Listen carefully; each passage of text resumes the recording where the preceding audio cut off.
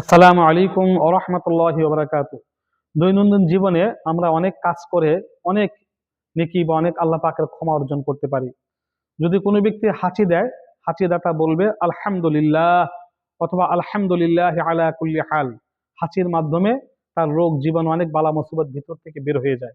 হাঁচি আল্লাহর পাকের নিয়ামত। অচলগুলো সচল হয়ে যায়, অচল নার্ভগুলো স্নায়ুগুলো সচল হয়ে যায়। সুতরাং হাঁচি দেওয়ার পরে আলহামদুলিল্লাহ যদি কোনো ব্যক্তি বলে, আর এই আলহামদুলিল্লাহ যে ব্যক্তি মানে শুনবে, হ্যাঁ, সে বলবে এরহামুকাল্লাহ, এরহামুকাল্লাহ বলবে। আর হাঁচিদাতা তার প্রথম যে হাঁচি দিল, এটা শোনার পরে বলবে ইয়াহদিকুমুল্লাহু ওয়া ইউসলিহু বালাকুম, আল্লাহ তোমাদের সঠিক পথ দেখান এবং তোমাদের সংশোধন করুন। এমনকি কোনো অমুসলিম হাঁচি দিলে শুধু এতটুকু বলতে হবে ইয়াহদিকুমুল্লাহু ওয়া ইউসলিহু বালাকুম। অমুসলিম তার আলহামদুলিল্লাহ বলবে না। সুতরাং এরহামুকাল্লাহ অমুসলিমের হাঁচিতে বলা যাবে না। কোনো অমুসলিম হাঁচি দিলে তখন মুসলিম যদি এটা শোনে বলবে ইয়াহদিকুমুল্লাহু ওয়া ইউসলিহু বালাকুম।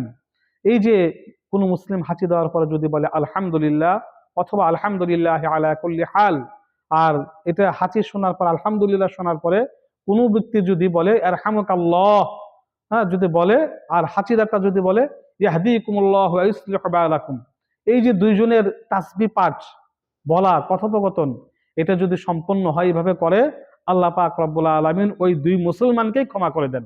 সুবহানাল্লাহি ওয়া বিহামদি। ওই দুইজনকেই ক্ষমা করে দিবেন। আর কোনো অমুসলিম যদি হাঁচি দেয়, কোনো মুসলিম যদি বলে ইয়াহদিকুমুল্লাহু ওয়া ইউসলিহু বালাকুম, তাহলে আল্লাহ পাক ওই মুসলিমকে এই দোয়াটা পাঠ করার কারণে তাকে ক্ষমা করে দিবেন। কত সুন্দর সহজ আমল, ক্ষমা পাওয়ার কত সুন্দর একটা মাধ্যম। আমরা হাঁচির সময় এই আমলগুলো অবশ্যই আমরা বাস্তবায়ন করব, অভ্যস্ত হব। আমিন।